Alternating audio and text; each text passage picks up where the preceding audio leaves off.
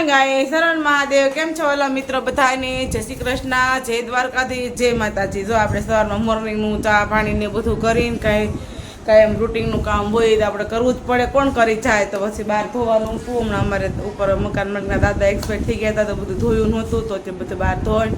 અંદર બેઠી છું અંદરનું બધું કામ બાકી છે અને મારો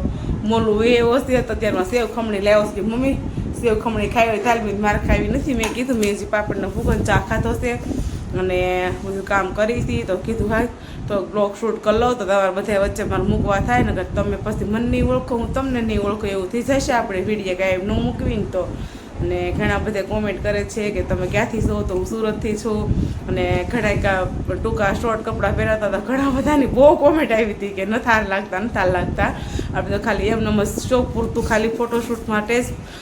પહેર્યું હતું અને હું એવા કપડાં પણ પહેરતી પણ નથી પણ એની નીચે એવું છે ને પેન્ટ મેં લીધું છે પેન્ટ પહેરવાનું છે તો કોઈ ચિંતા નહીં કરતા હું એવા કપડાં નથી પહેરતી ઓકે સમજાઈ ગયું તો આપણે છે ને અત્યારે છે ને બનાવી છે બપોરે પૂરી અને શ્રીખંડ તો આપણે પૂરી મશીનથી દબીને અને તેલની અંદર તળવા મૂકી દીધી છે તમે જોઈ શકો છો હજી પણ બરાબર તેલ નથી આવ્યું છે થોડુંક ઓછું પડ્યું છે એટલે આપણે હજી બાકી રાખશું અને શ્રીખંડ અને પૂરી આ ભગવાનને ધરવા માટે થાળ આપણે રેડી કર્યો છે એટલે કીધું કે પહેલાં 2-3 પૂરી આપણે ફટાફટ કાઢી લેવી અને પછી ભગવાનને ધરી અને શાંતિથી આપણે બનાવશું તો આજે મારા પતિદેવને શ્રીખંડ ખાવો હતો ને તો મને કે વાલી મને શ્રીખંડ લાવી દે ને મેં કીધું ચાલો તમને થોડી ના પડાશે મેં કીધું મારે એમ તો એને સ્વીટ વધારે ભાવે ને તો કારક આપણે લાવી દેવી તો એને મજા આવે જમવાની અને આપણે કેમ પાણીપુરીને એવું જો આપણે ભાવતું હોય તો આપણે મંચુરિયન એવું ખાતા હોય પણ એ એવી કોઈ વસ્તુ નથી ખાતા પાણીપુરી એને ઘરે બનાવી પહેલી વાર એટલી બધી ખાધી ને તો એ 1 થી 2 પૂરી ચાખે હું પરાયણે પ્રેશર કરું ને એટલે 2 પૂરી ચાખે તો મને કે મને બનાવી દે છો મેં કીધું હા તો એ કે હું ઘડીક વાર સૂઈ જાવી કે રાતે સૂતા નહોતા જે હું ઘડીક વાર સૂઈ જાઉં તું જમવાનું રેડી કરી દે તો આપણે ફટાફટ હું ને તોલું મોલું બે લાગી ગયા કામે કે મેં લોટ બાંધ્યો ને તોલું અત્યારે જો મેં મશીને છે ને પૂરી દબાવવા બેસાડ્યો છે તો એ પૂરી દબાવે છે મેં કીધું તું મને છે ને પૂરી દબી દે ને મેં કીધું તું મને પૂરી દબી દે તો હું મેં કીધું ફટાફટ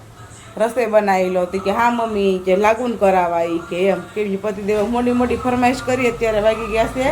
12 જેવું થવા આવ્યું છે એમ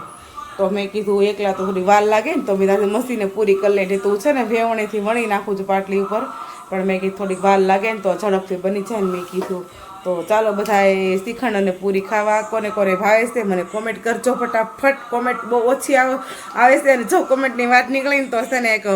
ઉદાહરણ આપું કે સારી સ્ટોરી ને એવું બધું હોય ને તો એમાં કોમેન્ટ નથી આવતી અને કાલે જોવા માટે મેં છે ને શોર્ટ વિડીયો મૂક્યો હતો ફ્રોક પહેરેલો તો એમાં કેટલા બધાની કોમેન્ટ આવી હતી એમ તો એવી કોમેન્ટ સારા વિડીયોમાં પણ કરતા હોય તો મને મજા આવે કે નહીં અને તમારે બધા મને સપોર્ટની જરૂર છે તમને સપોર્ટ કરો તો મારે છે ને ફેસબુક દ્વારા 2 પેમેન્ટ તો આવી ગયા છે આશા કરું છું કે આવતા મહિને દર મહિને રેગ્યુલર થઈ જાય એવી આશા કરું છું તો એમાં કેમ સારી કોમેન્ટ નથી કરતા આમાં કેટલી બધી કોમેન્ટ મળ્યા હતા કરવા તો ધ્યાન રાખજો કે મારા હરેક વિડીયોની અંદર બધા જે જોતા હોય કોમેન્ટ કરજો શેર કરજો અને ફોલો કરજો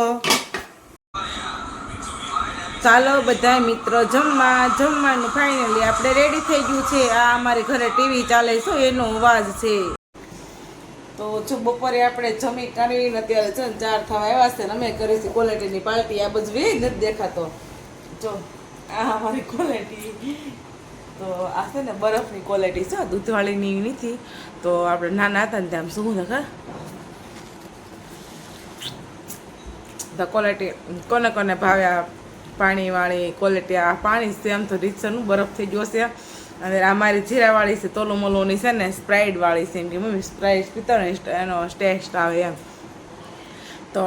કોને આ ક્વોલિટી ભાવે છે કોમેન્ટ કરજો અને નાનપણમાં કોણે આવી ક્વોલિટી બહુ ખાધી છે મને કહેજો કેમ કે મેં તમારા પપ્પાના ઘરે બહુ ખાધી છે આ ક્વોલિટી અત્યારે રૂપિયાની આવતી બોલો અત્યારે આના 10 રૂપિયા થઈ ગયા તો એ રૂપિયાવાળી ક્વોલિટી કોણે ખાધી છે મને કોમેન્ટમાં ફરજિયાત કહેજો એટલે મને ખબર પડે અને ક્યાં ગામમાંથી ને ક્યાં શહેરમાંથી ખાધેલી છે આ ક્વોલિટી મને કહેજો